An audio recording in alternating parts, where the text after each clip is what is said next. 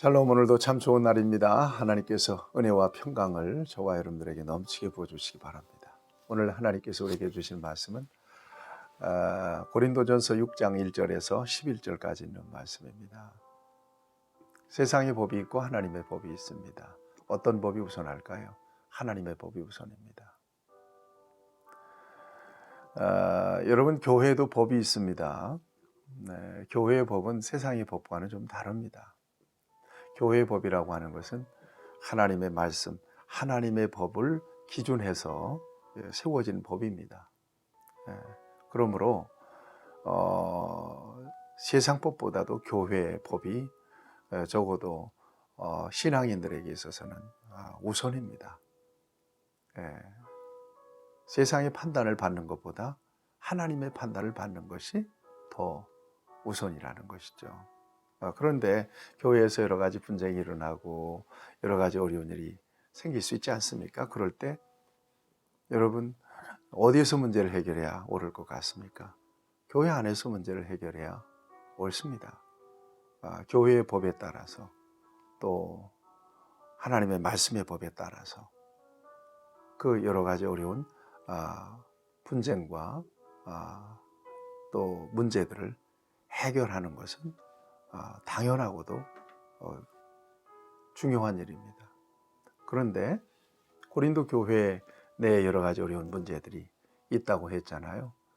이것들이 어떤 그 소송의 문제까지 발전하게 되고 이런 상황 속에서 고린도 교회의 성도들은 내부적으로 이 문제를 해결하지 못하고 세상 법정으로 이 문제를 끌고 가는 것입니다. 그래서 이 소송 문제로 인해서 사도 바울은 굉장히 염려스러운 마음으로 성도들을 지금 권면하고 있습니다. 거룩한 공동체, 하나님의 법이 엄연하게 있고 또 그 모든 것들을 판단할 만한 기준과 능력이 엄연히 있음에도 불구하고 왜 교회의 문제를 세상 사람들, 하나님을 알지도 못하는 세상 사람들에게 맡겨서 판단을 받느냐 하는 것이 골자입니다. 그래서는 안 된다는 것입니다. 여러분 1절 말씀을 보세요. 너희 중에 누가 다른 이와 더불어 다툼이 있는데 구태여 불의한 자들 앞에서 세상 법정에 고발하고 성도 앞에서 하지 아니하느냐. 도대체 어떤 법이 우선이며 무엇을 우선해야 되는지 도대체 답답하다는 거죠. 너희들은 그 정도로 판단할 만한 그런 양심도 그런 기준도 없느냐는 거예요. 2절 보세요. 성도가 세상을 판단할 것을 너희가 알지 못하냐. 성도가 세상을 판단해야지 세상이 교회를 판단해서는 되겠느냐. 지극히 작은 일 판단하기를 감당하지도 못하느냐. 그 정도로도 판단할 만한 능력이 너희에게는 없느냐, 기준이 없느냐 하는 것입니다. 우리가 천사를 판단할 것을 너희가 알지 못하느냐. 그러하거든 하물며 세상 일이랴. 천사를 판단할 수 있는 그런 높은 위치에 있는 너희가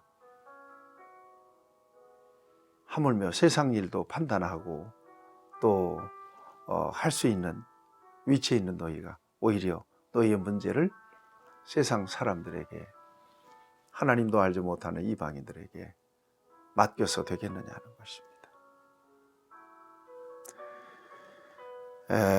여러분 6절 말씀을 보세요. 형제가 형제와 더불어 고발할 뿐더러 믿지 아니하는 자들 앞에서 고발하느냐는 거예요. 믿지 않는 자들 앞에서 믿는 자들이 서로 고발하느냐. 여러분 이런 일들이 오늘날에도 비일비재하지 않습니까? 교회에서 여러 가지 일어나는 여러 가지 문제들을 세상 법정으로 갖고 가서 믿지 않는 변호사, 검사, 법조인들로 하여금 교회 일을 판단하는 거죠. 왜 이렇게 됐을까요? 교회법은 구속력이 없으니까 교회법으로 판단을 받아도 사람들이 이행을 하지 않는 거예요. 그러니까 세상 법정으로 갖고 가는 거죠. 세상 법정은 구속력이 있어요. 판결해서 이행하지 않으면 뭐 그에 상응하는 여러 가지 조치를 취하니까 이행하지 않을 수가 없거든요. 강제력이 있으니까. 그래서 세상 법정으로 갖고 가면 이것이 이슈가 되고 이것이 뉴스거리가 돼가지고 온 세상 전체의 교회 문제가 발칵 다 드러나게 되는 하나님의 영광 가리우는 거죠. 교회가 사람들이 모인 곳이기 때문에 여러 가지 분쟁이나 어려운 문제들이 있을 수 있죠. 내부적으로 정말 하나님의 은혜 안에서 잘 해결할 수 있으면 얼마나 좋죠. 그런데 은혜가 떨어지고 믿음이 식어지고 하니까 감정만 남는 거예요. 그러니까 이걸 세상 법정으로 갖고 와가지고 네가 잘났느냐 옳았느냐 뭐 그러면서 옥신각신. 판사, 그 교회를 판단하는 판사가 어떤 기준으로 교회를 판단하겠어요. 믿음이 없는데. 세상의 법적인 기준을 가지고 교회를 판단하는 거 아니겠어요. 교회를 판단한다는 것은 믿음을 판단하는 것이고 하나님을 판단하는 것이나 마찬가지죠. 이래서 되겠느냐는 거예요. 안타까운 거죠. 그래서 7절에서 보면 차라리 불의를 당하는 것이 낫지 않겠냐. 차라리 손해봐라. 그렇게 하나님의 영광 가리지 말고. 너희들이 세상 법정에 고발하고 이렇게 하는 그 사람이 너희 형제인 것을 알지 못하느냐. 너희 형제 문제다 이게. 믿음의 형제. 여러분 소중히 여겨야 되겠죠. 네. 11절 말씀을 보세요. 너희 중에 이와 같은 자들이 있더니 주 예수 그리스도의 이름과 우리 하나님의 성령 안에서 씻음과 거룩함과 의롭다 하심을 받았느니라. 교회 안에서 여러 가지 분쟁을 일으킬 수 있는 그 사람들을 무엇으로 보라는 거예요? 형제로 바라, 믿음의 형제로 바라보라는 것입니다. 그런 차원에서 교회 문제를 세상으로 끌고 가서 이렇게 판단을 받는 것에 대해서 사도 바울은 금하고 있습니다. 차라리 너희가 손해를 봐라. 차라리 너희가 불의를 당해버려라 그냥. 그러려면. 그러니까 얼마만큼 우리의 믿음과 또 교회의 거룩한 어떤 그 공동체로서의 그 정체성을 우리가 정말 어렵게 지켜나가야 되는가 하는 것을 이렇게 말씀하고 있는 것입니다. 신앙생활하면서 교회 생활하면서 그런 일은 없어야 되겠죠. 성도 간에 서로 분쟁하고 서로 갈등하고 그래서 막 싸움하고. 여러분 이런 일들 또 이런 교회들이 오늘날 너무 많잖아요.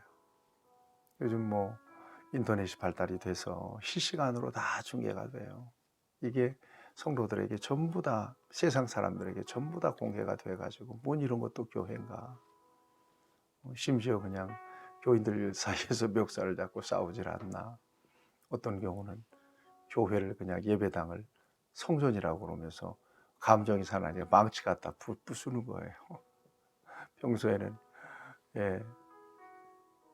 기도하고 축복을 받던 목사님 멱살을 잡고 그냥 막 욕을 하고 이렇게 추할 수가 없어요.